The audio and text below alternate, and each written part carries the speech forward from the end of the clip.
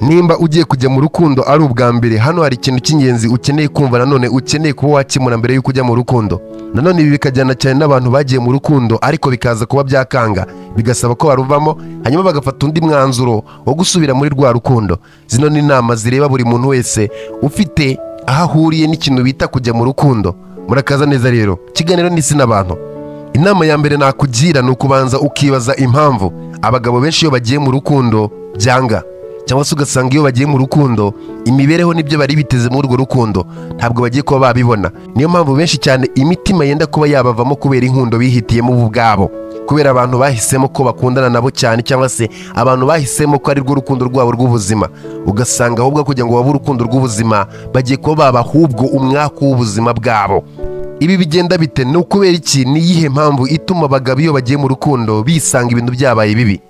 Abagabo benshi rero buri iyo bagiye mu rukundo hanyuma bikanga, ntabwo banga kuko abo bagabo ari abanyantege nkeya, cyangwa se ari uko abo bagabo nyine bo batazi icyo bagiye kuba bakora mu rukundo. Oya, ahubwo impamvu abo bagabo byanga nuko bajya mu rukundo ariko nta muntu n'umwe wigeze ubabwira ikintu bita gukunda ariko nawe utisize ku ruhande. Benshi murajya gukunda ariko mukisiga ku ruhande. Benshi mugira imiryango ariko nanone namwe mukishyira ku ruhande. Tekereza, nimba ubonye umugore ukabona uwo mugore agiye kumurikira isi yawe, hanyuma ya si yawe ukayimuha yose ngo ayiyobore mu gihe ari wowe wari ufite kontrole y'isi yawe, kandi iyo si ukaba uyiyoboye igihe kinini cy'imyaka myinshi. Uwo muntu rero najya mu iyo si akayishyira mu buryo bwiwe, hari igihe bitagenda nk'uko bikwiye kuba byagenda. Bivuze neza ko ikosa rya mbere uba wakoze ni ugufata isi yawe ukayiha umuntu utazi iby'isi yawe, cyangwa se ukumva neza ko uwo nguwo ari we ugiye kuba yatuma isi yawe iba nziza kuruta uko yari imeze, kandi mu by'ukuri ari ikinyoma urimo uriha, urimo uragaburira ubwonko.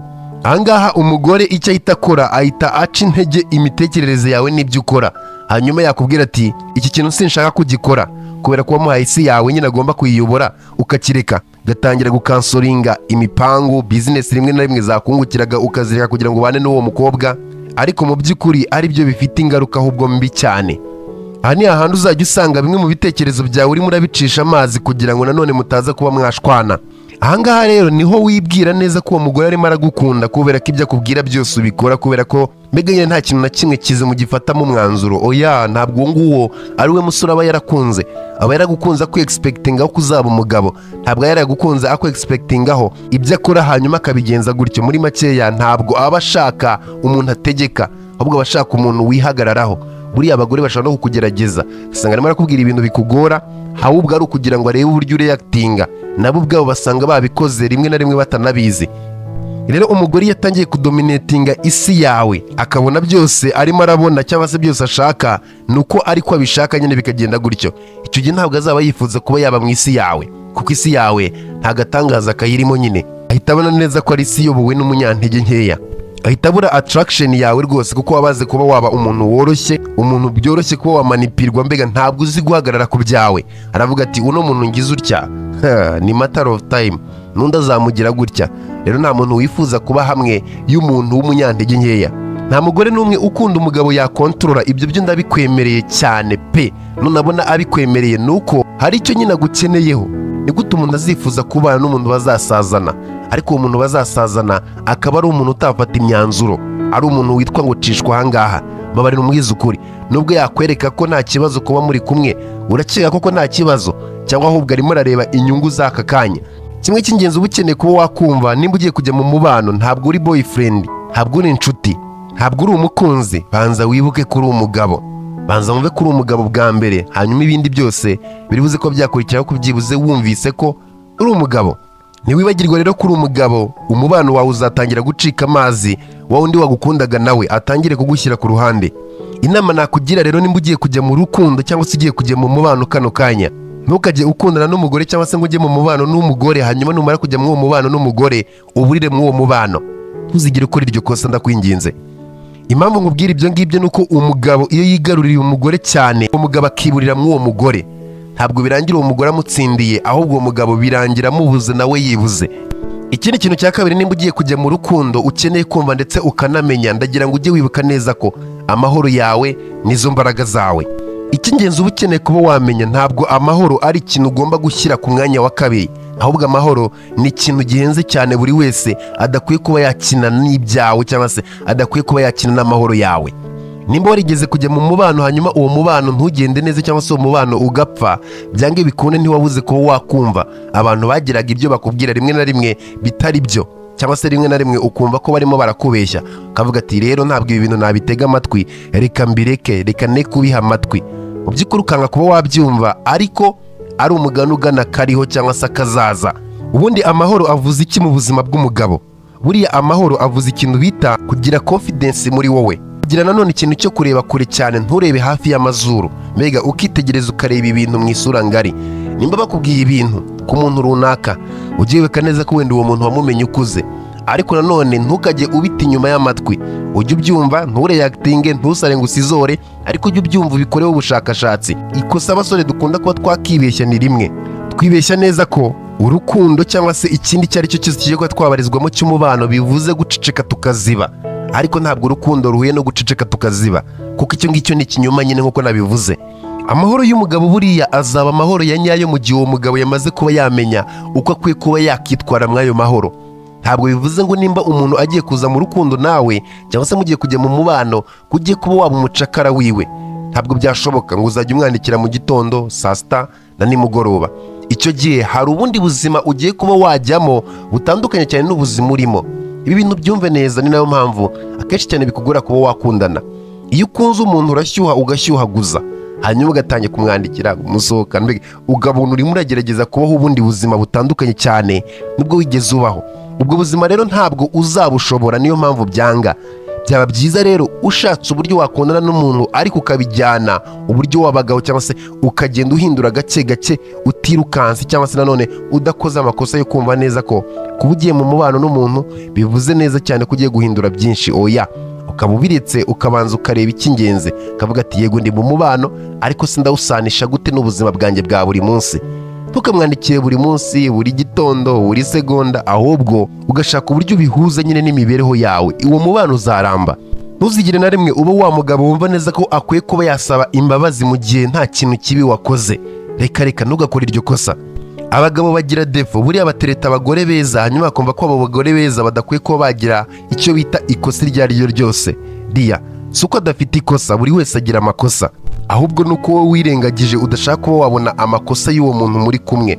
Rero ibyo bintu nukomeza kubishyira mu mutwe cyane nibyo bizakwirangiriza, bishobora kutazakugendekera neza. Buri wese ashobora kuba yagukorera amakosa utakishimira. Ntuzigire uteretana n'uwo ari we wese hanyuma ngo aze akujagaraze mu mutwe uko yaba asa kose, uko yaba asa na biki. Nimba ubona neza ko umubano urimo urabarizwamo urimo urarenga control yawe cyangwa se utayikiwufiteho control, icyo gihe nushaka uzatangire ubijyane gakeya. Icyo gihe uzatangire wumve neza ko hari kitameze neza, utangire ujyane ibintu gake. Niwitegereza ukareba uzasanga umwe mu bakobwa ukunda uzi ko ari beza ndetse wubaha, ariko nanone utaguha agaciro, ugafata umwanzuro ukavuga ati njye ntabwo ibi ngibi nakomeza kuba nabibarizwa. Mbega nyine ugafata umwanzuro nk'umugabo wa wundi niwe uzagaruka akwinginga ndetse akubwira neza ko wamubabarira, ibintu bigakomeza kuba byamera neza. Numara ko wajya rero mw'uwo mubano ukisanga nanone umugore cyangwa se umukobwa murimo murakundana hari ikintu ashaka kuba yakubeshya, ugasanga we icyo arakoresha amarangamutima yiwe kugira ngo akubeshye cyangwa se kugira ngo agire icyo agukuraho. Ni ahandi wa wundi muzajya mukundana azajya ahora akubwira ati mu rugo hari ibibazo, mu rugo bimeze gutya, mu rugo bimeze gutya, ugasanga mu rugo yabaye mu rugo. Hano hari uburyo bwiza bwo guhangana n'uwo muntu. Nubona ameze gutyo ugomba gutuza, hanyuma ukajya umusubizanya ikintu bita kuba calm, ndetse ukanashyiraho imipaka y'aho umuntu adakwiye kuba yarenga. Kuko buriya nimba umuntu yamaze kumva neza ko azajya akoresha amarira kugira ngo agire icyo akubonaho, ntabwo uwo muntu nakwizeza neza ko uzabona amahoro y'igihe kirekire. Ayo marira azayarira mpaka ashize mu mutwe. Ndagira ngo uzitegereze umuntu ugira icyo abona kubera ko yarize, aba yarashyize mu mutwe wiwe nyine ibyo ngibyo umutwe we waramaze kwangirika. Buri cyose azajya arira kugira ngo agire icyo abona. Nashaka amafaranga yumve neza ko agomba kuba yarira, nashaka ikintu runaka yumve neza ko agomba kuba yarira. Usanga nyine aguhozaho amarira. Nukomeza rero kuba wamuha ibyo ngibyo kuko yarize, ejo hazaza azarira cyane birenze. Ntabwo ukeneye kwita ku marira y'umuntu ahora akuriraho. Nimba umuntu ahora arira cyangwa se yumva neza ko ikizamuha amahoro ari ukurira, jya umureka arire rwose. Ayo marira ntakajye akubuza akazi kawe, ntakakubuze kujya muri gym, ntakakubuze gukora ibikungukira. Ujye ufata mission yawe cyangwa se ibyo ukeneye, ibyo ubona neza ko ari byo by'ingenzi, ubishyira imbere y'ikindi icyo ari cyo cyose. Ibyo nibyo bizagira agaciro cyane. Hano hari inama nabwira umusore wese ugiye kujya mu mubano bwa mbere. Ntuzigere ubura imyaka yawe myiza y'ubusore ugerageza guhangana n'imiraba n'ibibazo utigeze urema mu buzima bw'umuntu. Nimba umukobwa ubuzima bwe bwuzuyemo ibintu bibi, bwuzuyemo ibyago, byuzuyemo ibibazo, dia ntukabura imyaka yawe myiza ugerageza gukemura ibibazo utigeze urema, kuko hari abantu bagira ibibazo bakumva neza ko ibyo bibazo bigomba kuba byakemurwa n'abandi, kandi mu by'ukuri nabo bafite ibyabo. Rero niwumva neza ko ugiye gukemura ibibazo utazi uburyo byaje, ibyo bibazo bizahora mu buzima bwe kandi uzahora uhangana nabyo. Rero ntukajya urwana n'ibyo ngibyo. Kimwe cy'ingenzi cyo wamenya, nubona amahoro yawe y'umutima n'ay'umutwe uzahura iteka ryose uri umuntu ukomeye, kuko umugore araza akagenda, umukobwa araza akagenda, ariko amahoro y'umutima yo ntabwo ajya agenda, amahoro yo mu mutwe ntabwo ajya agenda. Ikindi kintu cy'ingenzi ukeneye kuba wamenya, amahoro mu mubano ubundi aba ameze gute? Ubundi bavuze ati umubano urimo amahoro, biba bisobanuye iki? Abasore rero benshi bakijya mu rukundo cyangwa se babandi bashyashya mu rukundo batazi na rimwe, batigeze bajya mu rukundo cyangwa se batigeze banamenya nanone amahoro mu rukundo ibyo ari byo, batekereza ko amahoro mu rukundo ari uguhora umukobwa aseka. Ariko se ni bangahe bahoraga baseka ariko nanone bikarangira baretse abo bakunzi bawe, cyangwa se bikarangira birangiriye mu marira? Amahoro mu rukundo ntabwo bivuze neza ko ugomba kwirinda amakimbirane, ariko nanone amahoro mu rukundo bikaba bivuze neza ko amakimbirane adakwiye kuba yaba identite, adakwiye kuba yaba ikintu kiri buze kuba cyaranga umubano wanyu. Ntabwo kuba uri umugabo ukwiye kuba wahagarika kuvuga ukuri kukurimo. Ugomba kwiga kuvuga oya, ntuvuge oya kubera ko uri buze kuba wamubabaza, ahubwo ukavuga oya kubera ko ufite standard, ufite ibyo uhagarariyeho, ufite n'impamvu nyine uvuze oya.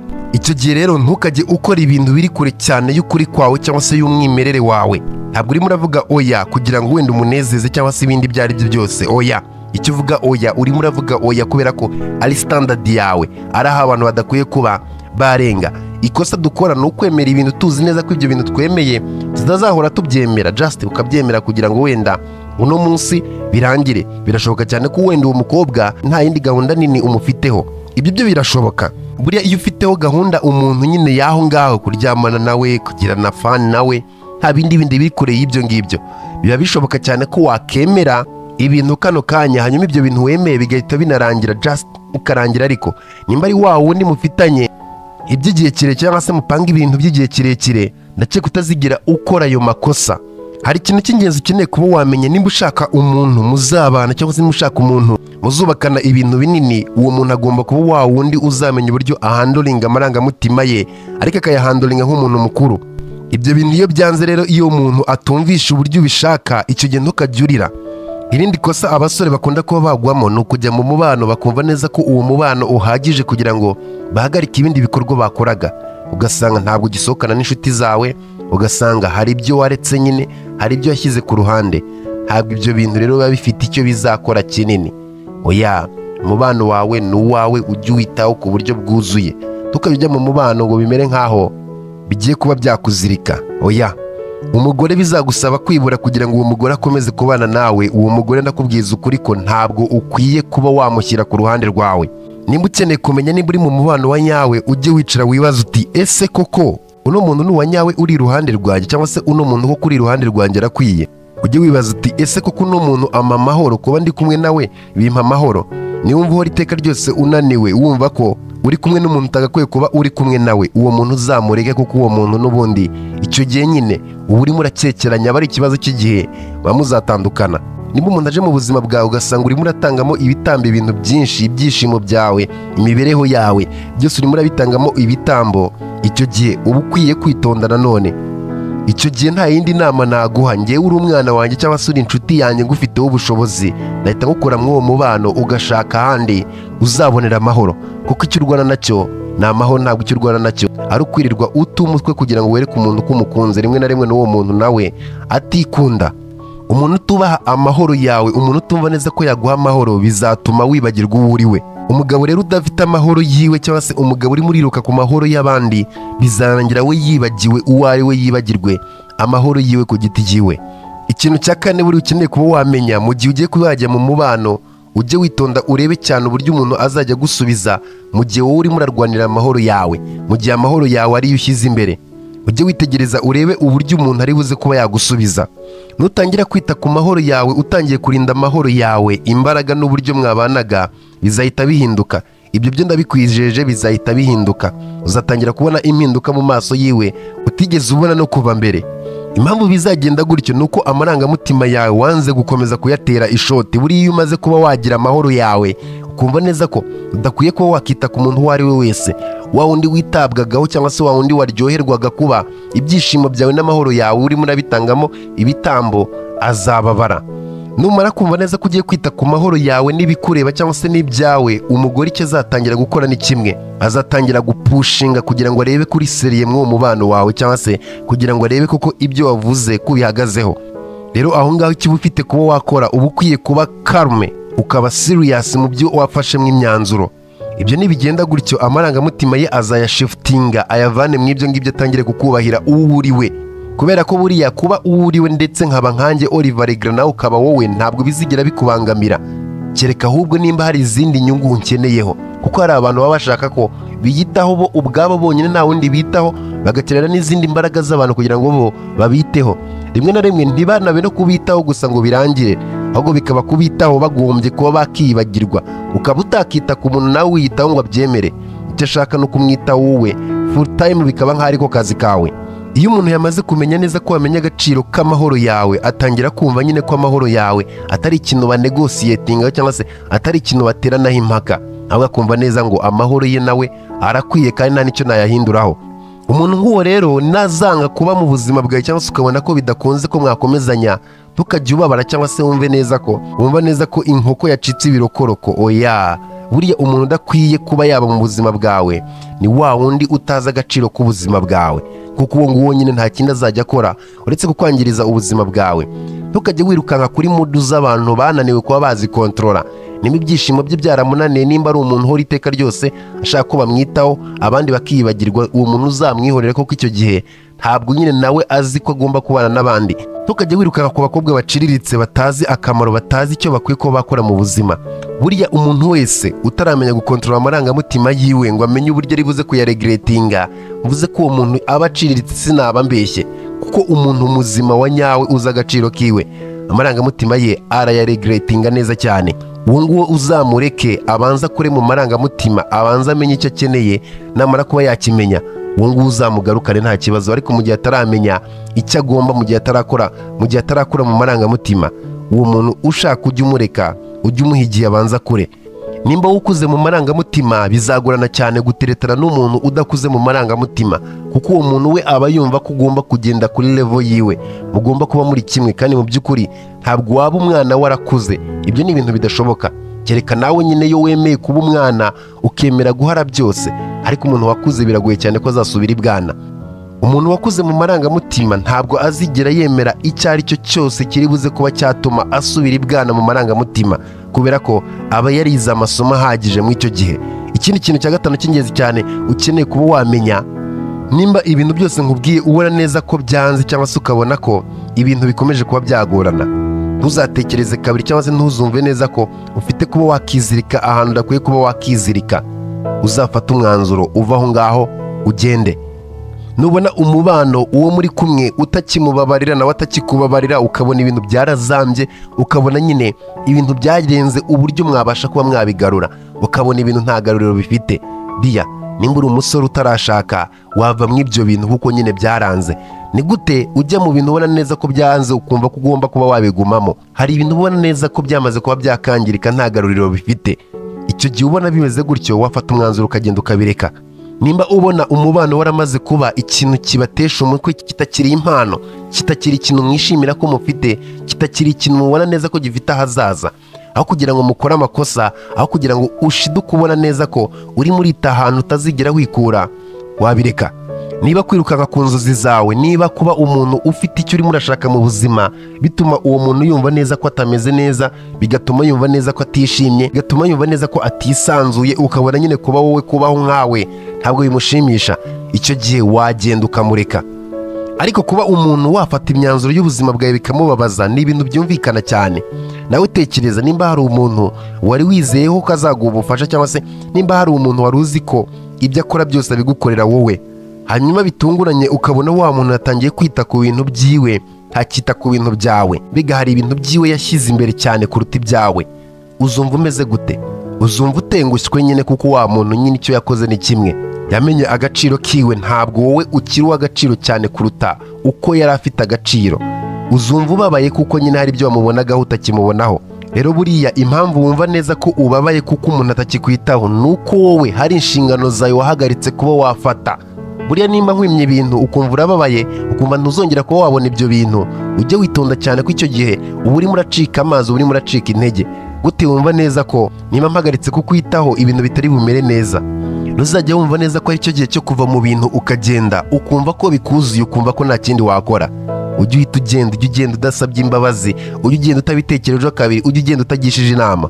Kuba mu mubano cyangwa se kumva neza ko utagifite amahoro nk'ayo wari ufite mbere, icyo gihe biba bigaragaza neza ko nyine uwo mubano nta hazaza ufite. Buriya umubano wagakwiye kuba ibintu bituma wishima, wagakwiye kuba ubana n'umuntu uri buze kuza yongera amarangamutima, yongera kumva ko wuzuye, yongera gutera imbere kwawe, yongera mbega afite byinshi yongera, apana kuza yumva neza ko ahubwo isari n'inyota yagize ubuzima bwe bwose ari we ufite kuba wayimukiza. Ikindi cy'ingenzi, nufata umwanzuro wo kuba wava mu buzima bw'umuntu, uzavemo ugenda ucecetse cyane, ntuzamubwira ati mvuye mu buzima bwawe. Uzagenda unyonyomba kwa kundi gake gake, ugenda wenda ahantu utashaka ko bakubona utashye nijoro, cyangwa se uvuye iwawe udakeneye ko bakubona, ugenda unyonyomba, azajye kumenya ubwenge waravuye mu buzima bw'ikera. Ushobora kuzongera ukagerageza, kuko nimba ari imvira mu buzima ntabwo ari imvira mu gihugu, ntabwo ari we muntu ufite urukundo wenyine. Ujye uva mu buzima bw'umuntu gake gake, utamusezeye azamenya ubwenge nyine abona waragiye. Inama y'ingenzi ukeneye kuba wamenya, nimba weretse umukobwa ko umukunda cyangwa se umugore, ukabona umugore we aho kugira ngo abone urwo rukundo arimo arabona ibyo uri buze kuba wamuha, mbega nyine icyo abona arimo aritiranya icyo bita kuba wamukunda n'impuhwe, cyangwa se no kuba umufasha wiwe, cyangwa se no kuba umuntu umumenamo amafaranga. Ujye umenya neza ko uwo nguwo ntabwo aba akeneye umukunzi, uwo aba akeneye akazi, cyangwa se ataba akeneye akazi, akaba akeneye umusponsa uri buze kuba yafasha ubuzima bwe kuko bwaramunaniye, cyangwa se hari aho bitagenze neza. Rero nimba wumva neza ko udagiye gusponsoriza ubuzima bw'umuntu ukeneye umukunzi, ntabwo nanone ukeneye kuba wakemera nyine ko uwo muntu bimera gutyo. Icyo gihe uba urimo uramuremamo urunebwe. Iyo urinze amahoro yawe, uba urinze ahazaza hawe, uba urinze ubusore bwawe, uba urinze umubano wawe, uba urinze abana bawe, uba urinze umuryango wawe, uba urinze iterambere ryawe, uba urinze abuzukuru bawe. Kuko nimba hari ikintu kibi gishobora kuba cyaba, ni ugusanga uri mu mubano n'umuntu utazi agaciro k'umubano, cyangwa se ugasanga uri mu mubano ariko uzangiza ahazaza hanyu. Hasigaye rero umwanzuro ni uwawe, uwujyemo ariko wumvisha ibi. Ciao.